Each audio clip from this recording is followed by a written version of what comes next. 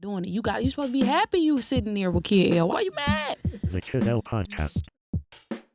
3, 2, 1. We got damn Johnny back in the building. How you doing today, bro? I'm doing great, man. How about yourself? Last time you were here, we talked about the beginning of your career. We talked about you working with NLE Choppa. We talked about how you worked on a submarine. You were are you considered a veteran? Yeah, I am. Yeah, so it's we talked about a lot of stuff. Anybody wants to check out the first one can go listen to that story. But we're continuing from that point. You're back in Detroit. You're working in Detroit. Yes, I am. Talk about what's been new for you since you started working in Detroit as a photographer. I moved back to Detroit probably about 6-7 months ago, and I've really just been in like this support influential mode, really, man. And I do miss being out of town a lot, but I love Detroit. You know what I mean? And the influence that I built, I've been working just helping other photographers build and learn and everything too. So I've been enjoying it, honestly. Yeah. So the other day you posted something about having a photography camp. Like you were saying, I'm going to do a walkthrough in Detroit with my camera if anybody wants to come. I swear when you posted that, I was like, yeah, probably get like 5-6 people to pull up. I didn't think there was that many photographers in Detroit. Yeah. And you had like 30 or 40 people with you at your camp, right? Man, what? That was crazy. I was so nervous, man. It would feel good to have those people come through and support and see all the talent. There's so much talent in Detroit when it comes to that camera, man. What'd you take from everything of running your first photographer camp with over 30 to 40 photographers? Just get started, because the post I made, I didn't think much about it. I said it'd be dope we have like a walkthrough somewhere. And I just forced myself to post like I'm gonna do a walkthrough on this date at this time. So now that I posted it just to see what it would do, I have to commit to it. Yeah. And that's what I did. So I've been in the mode of just like Mark Zuckerberg said, the most important part is just getting started. Mm-hmm. So if you just get started, like you don't have to have everything figured out before you start, because you'll never do it. Yeah. And that's how I felt. And I didn't know what I was gonna do, where I was gonna go. I just got started and posted it, then I felt the pressure to get it together, and it worked out beyond belief. Yeah, man. Talk about the community of photographers in Detroit. What senses are you getting from everybody, from even their success to the personalities that you're meeting? Man, amazing, man. Talented, dedicated, man, and just like hungry. Like it's like they have that same spill, the same hunger I did when how I did in the beginning. Yeah. And you know, a lot of creativity, but you know, I feel like a lot of them, some of them need guidance for the most part. You know what I mean? And it's not a lot of selfishness or like at all. Honestly, not from what I see. But I feel like everybody needs to pick a lane, and everybody kind of detouring a little bit towards music and everything. And in Detroit, there's a small, subtle, you know, area of music photography, you know what I mean? So it's only so many video shoots, so many artists people can shoot for, and I feel like people are wrestling and fighting about that, but there's so much more out here to shoot. So I feel like we build our talent and bases here, everybody can branch off to go other places, just like I did. Yeah, over time, you know, photography and becoming a photographer became more and more saturated. As the cost of a DSLR camera goes down, it's more accessible to people who want to be photographers. Everybody's buying cameras. So you got people who actually are passionate about being photographers, and then you got people that are just doing it as a job. Because I can go buy a camera and I can go start taking pictures and charging people $150. The interesting part about that is over time I started seeing people's prices drop significantly. Like photography prices didn't go up, they went down. Right now, I remember there's a photographer in Detroit right now. He was shooting photography for $300 per session at one point, and now he's doing it for like $150. And the price of the dollar has been going down, so that's even crazier. That he's shooting for $150, right? Yeah, it is. So, you know, there's a lot of people who want to become photographers. There's a lot of talent to shoot. But then there's also not that much money. It's not. It trust me, I know it's not. And it's all about first picking the correct lane. I say, and the reason you get into it because you legitimately love taking pictures. If you get into it just to make $1, you're really not going to make $1 for the most part. So the route that I went in the beginning, you kind of start off trying to find your niche. And I did everything. I did weddings, I did proms. So I started off with proms, then I tried to do weddings, then I tried to do dog photography and everything. Then you kind of find something that's going to stick. One thing that I couldn't do was women. So it's a lot of photographers in the city, and you become a photographer, and the first thing you go to is shooting naked women. You know what I mean? And I'm happy I didn't go that route, because one, I'd probably get in a lot of trouble, or you know what I mean, or just be very distracted. But that's also very oversaturated too for the most part, I feel like. Yeah, I remember there was a photographer who came on here who said his whole career was just at the strip club. Yeah. He was getting paid though. One thing I'll correct you on is the strip clubs pay, man. No, they pay. They pay. But is that what you want your portfolio to be? Yeah, because like, if my page is a whole grid, I'm not knocking nobody hustle, but my page is a whole grid of naked females doing the same shoots in front of a white background balloons. Like, are you guys looking at my talent or are you guys looking at ass? Right. You know what I mean? And that's I didn't want that for real, for the most part. There's a balance and there's a direction, right? So if you really want to be an artist, whether you're an artist in photography or music, at the end of the day, you have to decide, am I going to let my content be my selling point, or am I going to charge people so that I can survive in this industry? Exactly. That's the two ways people really look at it, because you'll see artists charging for features left and right, but then you'll see an artist that doesn't charge for features because his stream numbers are so crazy and because he's touring all the time. Yeah. And occasionally, if he finds the right feature, he'll do the feature. Yeah. But that's the two ways of living it, because you're selling exposure, right? At the end of the day, you might go pay for a feature from an artist, and at the end of the day, you're just paying him because he has clout, but not because the music's actually good. Yeah. You know, so that's kind of what we're looking at. Photography is the same way. You can make money off photography based on starting businesses up. Exactly. Or you can make it off, you shoot fire pictures, so I'm going to book you and hire you for all my shoots. Yeah. You know, that's a discrepancy, right? And it's hard to do both. Mm-hmm. Like you say, it's really, really hard to do both, man. And I'm happy I chose the music way. And it's a hell of a challenge for sure. It's not easy by the littlest bit, you know what I mean? Money-wise or in the beginning and just many aspects, but I feel like it's going to pay out in the long run for sure. For anybody who didn't watch the last interview, talk a little bit about one of the highlights of your career past was you worked with NLE Choppa exclusively, right? Correct. You were his photographer, and yes. you were signed to him as a photographer. Correct. Which is a rare thing, right? Yes. And so talk about some of the artists that you got to work with throughout that time. Man. Polo G, Chris Brown, Travis Barker, Lil Baby, DaBaby, Young Thug, 21 Savage. Who else? G Herbo. A lot of people, man. And you've had album covers that get top charted, right? Yes. Actually, my Ralo Rodriguez, Been One, the previous album that was charted is the #1 album. I think in hip hop, or I don't know if it was the world. I think it was the world, and yeah, I took that photo and set up that whole shoot and everything too. Man, that's so insane. that was just a right place at the right time type of experience for sure. How many covers have you had that reached the charts like that? 3. Do you remember which ones they were? It was Ralo. No, 2. It was Ralo and Choppa. Yep, Ralo and Choppa, and both of those were in the top 10. Wow, man. Yeah. So everybody's seeing your work. Yeah. So what makes it so difficult if you're working at the mainstream level, if everybody's seeing your art cover, they're using your picture for the art cover that's going to be seen by millions of people. Right. What makes it so difficult to just stay in the loop of that and work with mainstream artists on a consistent basis? There's knowing the correct business for the most part. Then a lot of high-end artists have like their set photographers already, and you know what I mean, like certain artists only put out so many amount of albums and everything too. Yeah. So it's, you know, it's a process for sure. It's about being in the right place at the right time. So being in a camp helps a lot, right? Yes, absolutely. Because you're always consistently with an artist that's consistently going to places where other artists are. Yes. So that makes it a little bit easier. Is it more difficult when you're not a part of a camp to find places to fit yourself in? Yeah, absolutely. I can absolutely say Choppa was put me in rooms that I normally wouldn't be able to go into. But he put a lot of people in those rooms, but it's up to you to speak up and step forward and set a good impression for whoever's in that room. If it's Jimmy Iovine, if it's Travis Barker, if it's the owner of Warner Records, you know what I mean? You have to be social and, and correct enough to make the right moves. Yeah. And that is what I've been specializing in for sure. And I feel like I'm really good socially.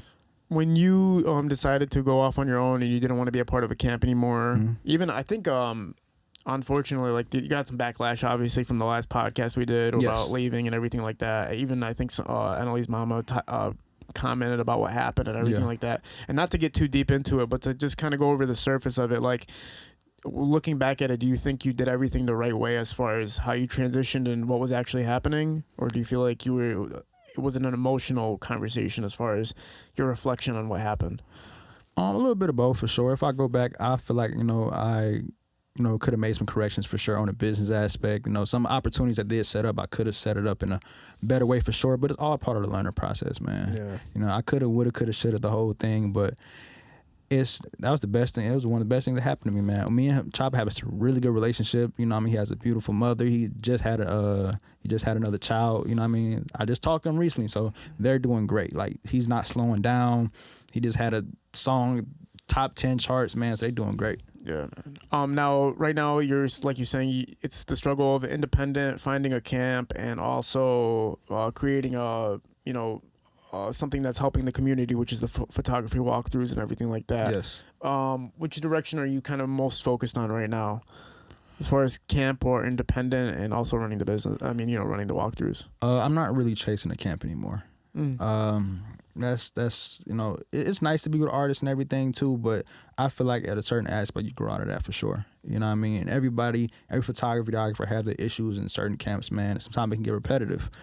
But I feel like I did that for 2-3 camps. Opportunity come, yeah, but I have to make sure the business is right, the money is right, it's organized, you're treated properly and everything.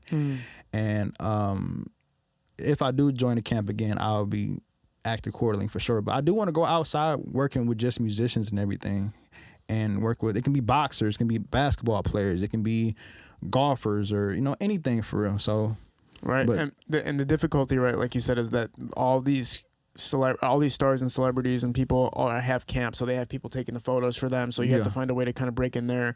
And then cell phones are getting crazy, bro. I've been sometimes, like, if somebody takes a photo of me at like an event, somebody will be like, oh, can I take a picture of you? Like, bro, can you just take my phone and take a picture of me, bro? Like, cause no offense, son, but those phones are killing it right now compared to some of these cameras. Like, well, it's not the camera, it's the person behind the camera. But it's easier to be like, yo, flick me up real quick while you're walking off stage, versus a cameraman trying to get all set up and make sure the exposure and everything's proper all the time, Yeah, you can shoot video. You see Cole Bennett shot a whole music video on the iPhone, man. It's all about the knowledge behind it. But technology is increasing. It's like how machines replace factory workers. It's the exact same thing. So how do you think photographers can stay in a lane and find success financially? One is to create what's not there. To create what is not there. And the people you shoot with, you're going to get paid the most if they see you as an investment. You're not going to get paid if your whole clientele is just going straight to Instagram for likes. Yeah. So companies, that aspect and everything, that seeing your photos that can help them make a profit. They need better photos for their specific reason, rather than somebody just needing photos for their gram or wherever the aspect is. But also you have to branch out and move around too, man. Like, you can only do so much here in the city, but it's really up to you. So to stick to your morals, and you can be profitable for sure. But also, I say everything goes in full circle. I say our photography work on making more actual art, doing more prints, in that aspect also. Yeah, that could be a case too, of having multiple ways of getting back to photos. And that's the thing, is an umbrella effect when you're a photographer or you're any type of person behind the scenes. You have to have kind of like an umbrella of sources of income and projects to work on, right? Yeah. My favorite saying for success in the entertainment industry is to just keep creating. That's like my favorite concept. Like, you just never stop, and even if it's going to be something that might not work, it's all right. At least you created it. Yeah. And you don't got to release everything you do. Yeah. There's skits I'll make, and sometimes I'll watch them like, that's funny to me, but that ain't gonna work. And I look at that as a workout, right? No, for real. But I'm glad I did it every single time, and it helps build character and strength and creativity in my mind. Yeah. So even with photographers, like, you might go to a show and take pictures for an hour, and it might be terrible photos, but that doesn't mean you don't go the next day and keep trying, keep trying. You got to stay shooting in the gym, man. Yeah. What's been the hardest part so far since you've been back in Detroit? Is there a difference in working in other cities, or do you feel like it's all relative? No, it's a difference for sure. Being around like-minded people. So being in Atlanta, being in LA, it'll be a rare occasion. Everybody would kind of be on the same goal. I was around the best motion family in Atlanta.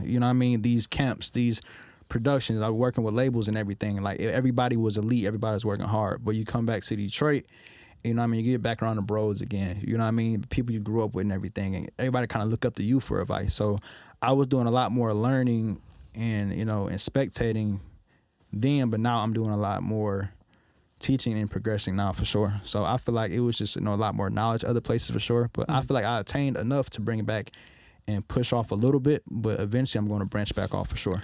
What do you think if you are a director or a photographer in Detroit you could do to find success? Because for you, clearly, you're trying to expand to the point where you're going to leave the city eventually and just build yourself and build a brand like that. But if you're going to be in Detroit and try to find a way to make a living, what's the best way to go about that? Work on being the best. Work on being the best. That's, Diego is a prime example of that. You know what I mean? Like, Diego put the work in. And he shoots everybody video now. And we're also in the aspect now of like, you just have to put out good work and the whole world can see it. You know what I mean? So it can be somebody from LA or New York that might have an opportunity, a job for you, and you branch off from there. So I don't like when people always just strictly just blame the city. Like, the city is the biggest issue. You know what I mean? I feel like it can be a part of it, but you have to make minor adjustments too. I feel like we just have to go a little harder for sure. Yeah. Absolutely. Yeah, I agree. I think at the end of the day, because there's so much opportunity to showcase your creativity and your talent. Yeah. But you can't expect that you can explode over here either. Though. You have to take what you have available and magnify it to be the greatest project you have ever made, and then people from across the country might see it, or people around the city might see it and book you for everything in sight, like you said with Diego, because he's shooting the best music videos in Detroit. Him and Jerry PhD and BMVP and Kiefer, like, they're shooting the best videos in Detroit, so of course they're gonna get booked the most. That's what's going to branch you off for sure, because people coming here to, Stacey Red, Lil Reed, a lot of people coming here to shoot with Diego and everything. So you would just go back to the basics, just focus on being the best and don't look at everything around you. You'll be fine, because the people that's gone, that's traveling the world from Detroit, like, you will never question their work. Like Astor, you know what I mean? Yeah. The greatest photographer in Detroit to me, you know what I mean? For sure. And like, you can't deny that work. He put that work in, but everybody comes from the same place, and it's possible, but you just got to put that work in for sure. And you have to pick the direction too, right? And the direction for sure. Because even when we said with clubs, like, if you're going to be a photographer at a club, that portfolio might not be like what Jake Paul's looking at. Like, if Jake Paul's going to your profile, like, that is a good picture of this model here at the club, but that's not what can you show me something of somebody boxing? Can you show me this? Can you show me that? So exactly. It's tough because you got to make a living as a photographer, so you're going to have to capture photos that you don't want to have anything to do with. You might have to go shoot with some rappers and be in rooms you don't want to be in, or shoot at clubs and you don't want to be in those clubs, but you have to make a living as a photographer, even though it's not the content you want to shoot. And that helps you build to a point where you can eventually start taking on projects and paying out of pocket for them, or just showing up somewhere that you couldn't afford to be before. So photographers have to make a lot of sacrifices to succeed, basically. Nah, for sure. And it's been a lot. It's been different lately, for sure, man. It's a lot of creepy photographers, man. What? Yeah, creepy. Yeah, man. So I just want to say this. Watch out, ladies, women. If you shooting photographers, watch out just for the. Yeah, you know what I mean? Yeah, no, I know what you're talking about. There's guys that will literally book or shoot for a model, and they think that something's gonna happen at the end of the night. Yeah, for sure. That's for sure. If a photographer is hounding you, let's do a naked shoot with cake on you and balloons and nude and ass and lingerie, and he just keep pushing and forcing this on you. It's like, don't do it, man. You know what I mean? So it's like, just women, please stay clear of, there's creepy photographers out here. I have conversations with people, some photographers, I'm not gonna say who, that will be telling me stories and saying some really weird perverted type shit, and they expect me to agree, like, yeah, but I'm like, just, what the fuck are you talking about? Bro, I had a situation one time where I was filming a music video, and the girl, instead of trying to pay me, she pulled me into the back room, and she was like trying to pull my pants down, and I literally was like, nah, bro, you're paying me. I swear to you, Nick was there.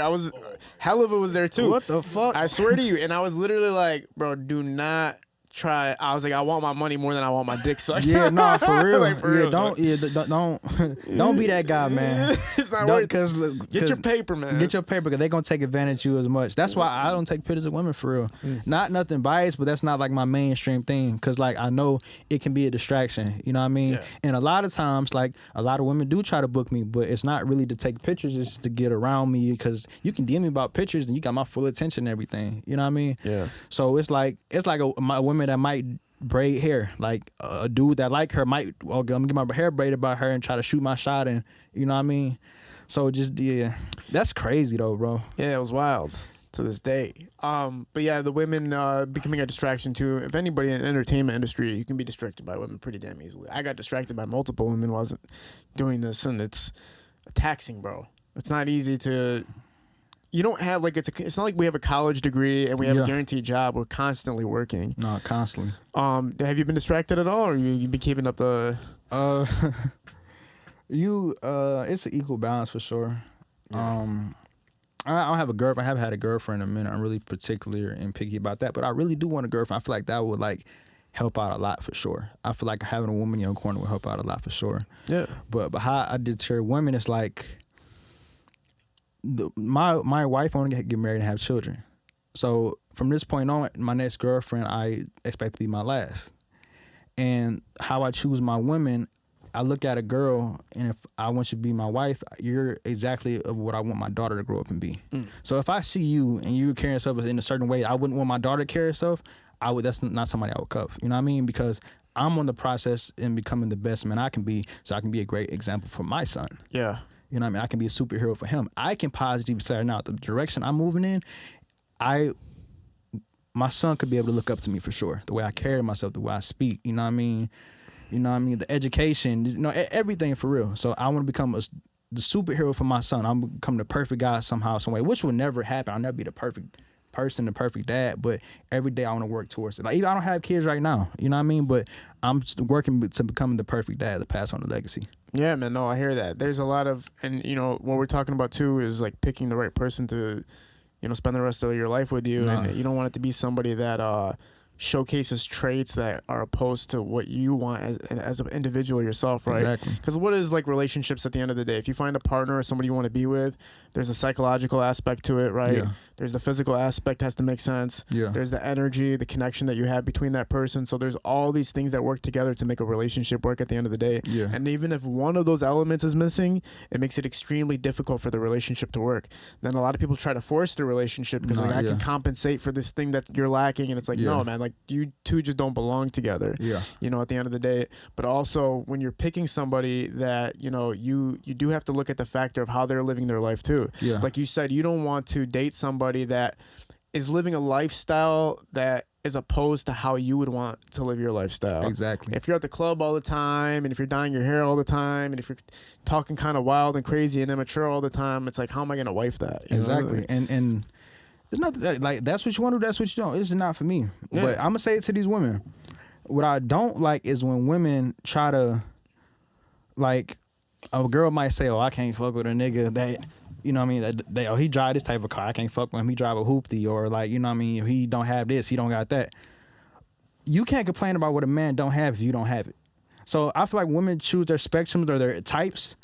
Like, you can't say, "Oh, I don't want no broke nigga," but you can't be a broke female saying that. Anything you demand from a guy, you should be able to provide for yourself. That's why you demand it from him, because you can get that without him. But I feel like a lot of women nowadays is, just getting their head geeked up off the looks and everything. They feel like just because of the looks, they deserve this type of stature of a person. But that's not the truth. Well, it's the money magnetization, right? That's the problem. So, like, one of the biggest things that's causing depression in the United States is the chasing of money. Hell yeah. And so when you're deciding a partner, that should be a factor for sure, that, like, the person's stable. But if you're looking for, like, sugar daddy, or if you're looking to marry somebody because they got a lot of money, misery is ahead of you eventually. Oh God, it's not even the money, it's the image. Because even when you get the money, they ain't spending it on nothing but image, clothes, trips, shit like that. It's not like they getting this money and reinvesting it back into anything. So it's not, they're not obsessed with the money, except with the image, how they look. You know what I mean? You know what I mean? Comparing themselves to people, and that shit is dead. Yeah, bro. Man. I'm not gonna lie. That's why depression is on the rise, man. Depression is on the rise because people are they think that they know what they want their life to be. Yeah. based on what other people are doing, and then Yeah. they try to achieve those same things and realize, oh man, I don't even want to do any of this stuff. Nah, Like I remember when I was coming up, I was always like, dang man, I want to shoot with like a major rapper, and then I started shooting with major rappers. I was like, man, I hate this shit. Like Nah, for this real. is not what I wanted to do. Yeah. Like, so it's a misconception a lot of the time when you just look at what other people are doing and think that's what you're supposed to be doing. Yeah, too. and don't get discouraged. Don't think you're doing something wrong because you're not where you want to be. Yeah. Like I like we be young as hell. We 23. Is like I hate when people say like, oh, I can't wait till it's my turn. Like you have to work hard for that. But don't. I what's the name? Blade Icewood son said it best, man. Like don't be killing yourself because you're not no millionaire or you're not driving a Bentley at this age, man.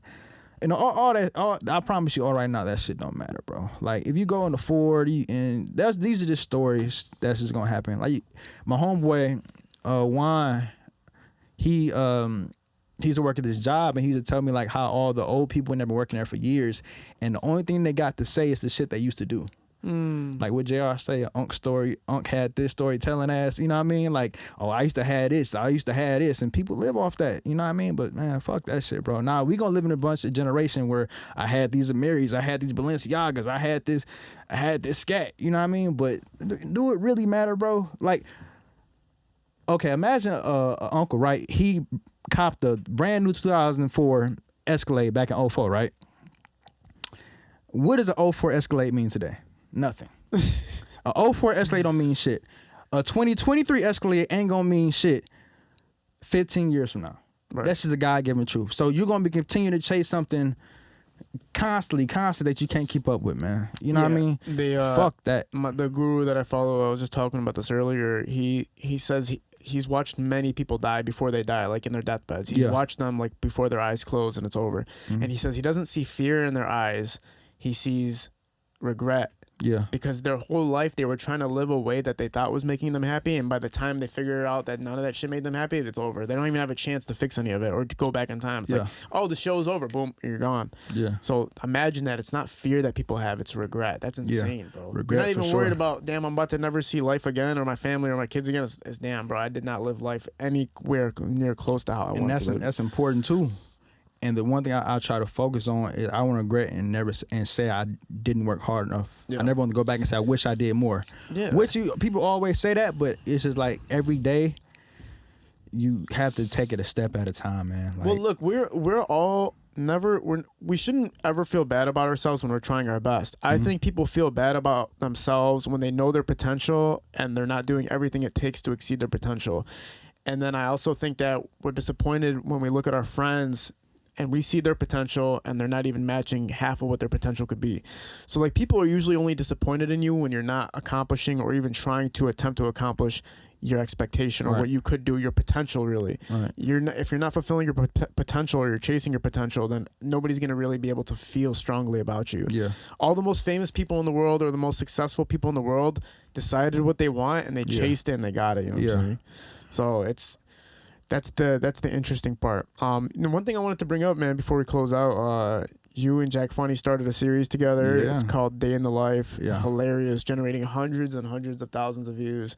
Talk about the processing and creation of that, man. Jack is a genius, man. Jack's been on the rise. Jack is huge, bro. Like we go out of the state, man, everybody knows him. But the process was he'd been wanting to do this for a while, and Jack's the type of guy, man, if he think of an idea, he'd do it right on the spot. Like, the first episode probably got the most views. We didn't pre-plan nothing before. We didn't set up nothing before. He said, bring the camera over. I just want to try to shoot this episode. And we really just work we got. He thinks so fast on his feet when it comes to the comedy. It's crazy. Yeah. It's crazy. And we put that together, man, and just kind of worked our minds together. And most of that work was his. I just edited it and I put my say-so here and there. But a lot of that is him. And we created something hard, man, and that shit beautiful. Yeah, it is, man. And the city needed something like that, its own TV show. And really walking through the city and having somebody as exciting as him and kind of like a Jim Carrey aspect where whatever he's doing, you're gonna be laughing or enjoying it or wanting to see what's gonna happen next. Yeah. And then walking through Detroit, giving people opportunity, right? You're giving other actors and people around. Hell yeah. Giving people locations opportunity. So very cool to see. Is there anything you got coming up? Yes, it is. What I have coming up is, with the event I threw yesterday with the photo walkthrough, I will be hosting that twice a month, and I will be creating a community, and I'm going to name it Butter and Parm, and it's going to be a photography community for young photographers, and that's all I got to say, man. So that'll be coming. You guys be having access to that soon, and it'll be kind of like a subscription based thing. And I'm really very excited about that for sure, to be spreading knowledge and, you know, bringing everybody together. For sure, yeah. Like I said, if you guys go on his Instagram, you can go check out Johnny's page and see the last event, man. It was like 30, 40 plus people there, which is insane, man. Like, you just made one little shout out on Instagram, and damn near every photographer pulled up on you. So I'll try to pull up to one of them, man. We'll have a good time. We'll go around. I'll just watch what you do and maybe tape some of it just to, you know, post it and have fun with it. So no, for sure. Appreciate you being a part of this. We're at Parallel Sound Studio, High Low Visuals, shooting these productions. We're out. Peace.